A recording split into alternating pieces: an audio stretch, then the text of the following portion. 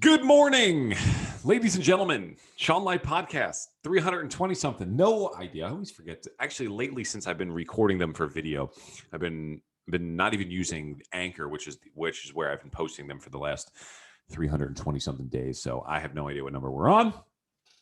But I digress, and I'm happy that you're all here with me. This is a lovely morning out here. This is the first like day in the 80s. It's supposed to be 85 degrees today. We're pushing 90 by the end of the week. It's absolutely crazy. It's still May, and we're already pushing 90. Humidity's low, so it's still nice. But I got the tank top on. I got the Air Jordan tank top on. I got my summer shorts on. Summer has hit here in the Big Apple, and we're very excited about it. I know that I am very excited about it. Mask mandates are being lifted. The party of the century is probably somewhere on the horizon when we're back to 100%. People are going to lose their proverbial mind. So life is good. Life is good. Guys, what we want to talk about here today is I was watching one of Tony Robbins' trainings, I guess, yesterday. There is for those of you who are ClickFunnels members, there is a 4-hour training that I think it's his keynote speech at a funnel hacking live that he did a couple of years ago. And it's awesome. It's Tony Robbins, right? It's awesome. That's just who Tony Robbins is. Everything he does is generally pretty solid. And he was going on about the 6 human needs that I've even talked about here several times. And I'll tell you this: every single person who is enrolled in our business coaching program has gone through this process with me.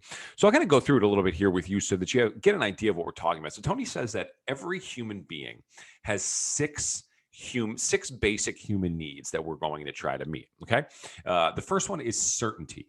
Certainty is somebody who will not invest in the stock market because they don't know what's going to happen. They're not going to go talk to the pretty girl across the bar because maybe she's got a boyfriend. I don't know what she's going to say. Maybe she's going to reject me. Maybe they won't post on social media because they don't know how well it's going to be received, or they're not going to get enough likes, so they won't even take the chance, right? That's somebody who's driven by certainty.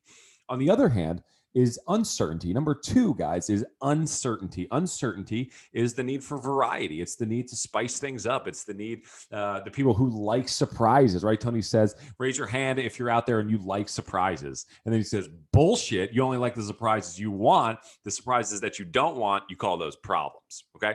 So we have certainty, uncertainty. Number 3 is significance. This is somebody who tries to stunt on Instagram. They try to put on a front like they're killing it. These are people that go out and rent a Lamborghini. Did you know there's actually a business where you can rent out a private jet, but not go fly it. Just go sit in the cabin over at the airport hangar and be able to take videos or pictures inside of the private jet, just so you can make it look like you are in a private jet. Right. So that is somebody who's going to be driven by significance, somebody who spends way too much money on clothes, designer stuff, cars, just because they want to play that part. Right. But significance can also be somebody who has the biggest problems. Right. We all know this person. We're sitting around at the table. Call him Tommy Topper. Tommy Topper. Okay. The person who's sitting around the table and says, you think your problems are bad? Listen to my problems. You think your work is tough? Look at my work. Right? That's also somebody driven by significance. Number 4 is love and connection, who's somebody who's really driven by having connection with others, or the love of their family, or something like that. Number 5 is growth. Okay. Which is just personal growth. Is somebody who's always trying to get better. They're committed to doing whatever is necessary to continue to get better. And number 6 is contribution. The Mother Teresa's of the world, the people who are driven to give back, the decisions that they make every day are based upon serving others and helping other people, contributing back to society. And guys, those are the 6 human needs that he talks about. And from a business standpoint, he says that every business needs to find a way to meet the needs of their customers, right? And this is where understanding your customer is really, really important, right? So he says that if your business meets one of those needs, you have some interest. If you meet 2 of those needs, that's when things start really getting rolling.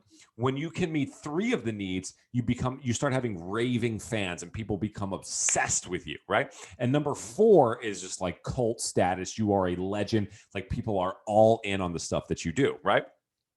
If you can meet 4 of the human needs.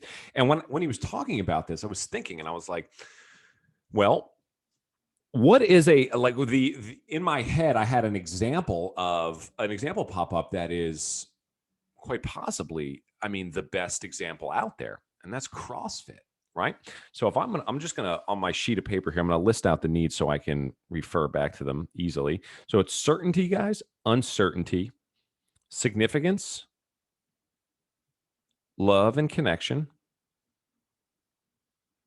growth, and contribution. So if you think about CrossFit, like think about all of the what's the word? Stereotypes. What are all the stereotypes of a CrossFitter, right?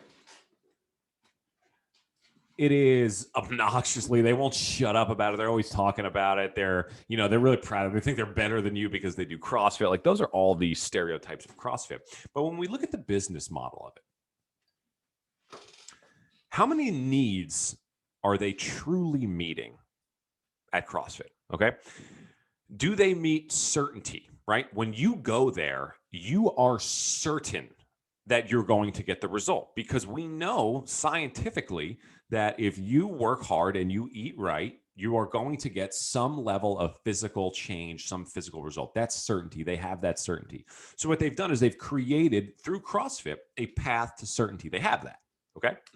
The second human need is uncertainty. And what is CrossFit known for? They're known for their WODs, their workouts of the day. And every single day there's just a brand new workout. You go to this gym and you have no idea what you're going to do. You just roll up. This is what the CrossFit games are, right? They don't tell you until like 5 seconds before the event or something like that, right? And they love the surprise, the uncertainty, the variety, right? So now we've hit on 2 needs. We're 2 for 2 right out of the gate, right? Number 3, significance. This is the part that kills you, right? As the strength and conditioning coach, as the personal trainer who doesn't do CrossFit, this is the part that kills you, because you don't think that they should have that significance because maybe it's not the best level of strength and conditioning application. However, they are gung-ho. They are all in on the significance of being a CrossFitter. It gives them that significance because it's harder. It's more challenging. There's more variety. There's more uncertainty in the process. And this allows them to have that significance. It makes them feel as if they are significant. They are greater than the other people who work out, right? So now we're 3 for 3. What's number 4? What does CrossFit do better than any other gym, potentially any other business on the planet? Community. Like that's what CrossFit kills it at. They kill it at community, right? The connection. They go. My buddy said he went for a couple workouts at a CrossFit place, and he said it was just a straight cult. Like everybody they're like people were like hooking up with each other, like just everybody was just connected. They're going out for beers, they're drinking. Like it was just an absolute like cult status when you go to this CrossFit, and people bond. Iron sharpens iron. You know, the bonds are formed through the fire of the challenges of those workouts, and you cultivate this insanely strong community. So now we're 4 for 4. What's number 5? Growth. Who at that facility doesn't have for sure a path for growth? They all do. It's the programming. That's exactly what the CrossFit program does. Now for number 6, contribution, I don't know. I don't have the answer for that. But what I know for sure is that CrossFit hits on 5 out of the 6 of the 5 out of the 6 human needs. And what that means is that the business itself is just wildly effective. Actually making me think about, from a business standpoint, opening up a CrossFit. That makes a lot of sense. I'm going to write that down. Maybe I'll do that. So here's what we have to understand. So like Well, we now know. So you, the listener, you're sitting out there and you're saying, holy crap, like they really do hit on 5 of the 6. Maybe that's why it's so addicting. And that's why it's such like a cult, is because they're really meeting people's needs. So as the entrepreneur and somebody who owns your own entity, and you're forming your own entity and trying to figure out how to rise up and create something that's profitable, effective, and that people love, and they want to come back, and you want to create those raving fans, right? So you have to find a way to meet those human needs. And what you're really looking to find a way to do, and this is all of business, is you're trying to find a way to influence, right? You're trying to find a way to influence people to buy things, right? To be part of what you're doing. You believe in it so much, but you have to find a way. Like the path of entrepreneurship is finding a way to actually have influence. And I don't mean like being an influencer online. I mean like actually having influence. Okay. So there's 2 ways that you can, and this is Tony Robbins. This is his methods, right? So he says there are 2 ways for you to acquire influence, right? There's 2 things that you have to hit on. Number 1 is you have to hit their state. Okay. So if you've ever seen a Tony Robbins seminar, he's always jumping up and down. He's got the high music, high energy. It's just really involved and really trying to drive it into your central nervous system, right? And if you think about your life, think about when you were a 10 out of 10 energy, 10 out of 10 confidence. Think about the ability with that mindset that you would have as an entrepreneur versus if you were a 3 out of 10 or just very dull and tired and drained, right? Energy is a really big deal. The state that you as a human being are in allows you to influence somebody. I can influence somebody at a much higher level if I'm able to manage their state. So when I give public speeches and I'm trying to influence the crowd, I need to find a way to raise their state. That's why I do slow claps. That's why I get people moving. That's why we do warm-ups before my 2-day seminars. It's not because I want to get your hamstrings loosened up. It's because I actually want to influence you and raise your state of being. So that's the first thing. On the flip side of it is we have to be able to influence and give somebody a blueprint to meet their needs. So all 6 of these human needs, each one of you out there, at least for the first 4, growth and contribution are what Tony calls the spiritual needs, but certainty, uncertainty, significance, love, and connection. Every single person on the planet has a blueprint, a strategy to meet those needs, right? Some people meet them in a variety of different ways. Some people, for example, as an entrepreneur, your strategy to your blueprint to certainty might be work so hard and work so many hours that if you work so hard and so many hours, there's no way you are certain that you are going to succeed. Other people won't work hard at all, right? Because they think that there's too much work involved, and that if they do all that work, they know that they're not going to succeed on the back end. They just know that hard work leads to failure, and that is certainty for them, right?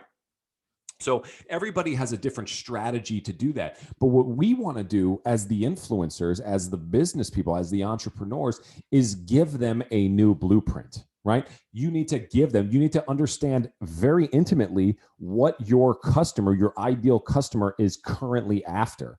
Are they after certainty, uncertainty, significance, love, and connection? There's a lot of really cool stories around this.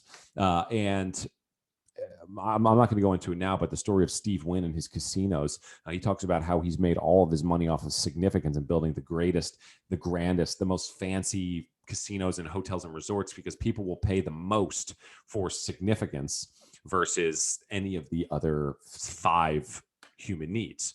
So wrapping this whole thing up, what I want you to understand, and I want you to start thinking about what are the needs that your business is currently meeting. What are the needs that they're doing it? Do you have strategies within your business for people to meet each one of these needs? Okay. And if you've only hit on one, you know that you gotta at least get one more. If you're hitting on 2, you want to get to 3, 3 to 4, 4 to 5, get to CrossFit, get to the CrossFit level, right? Really fascinating about the CrossFit and how they're really meeting on all 5 of those. And it's actually kind of easy to open a CrossFit. Very interesting. But so what I want you to do is I want you to think about what needs that you're currently meeting, and then how can you find a way to meet more of their needs and give them that blueprint? How can you influence their state?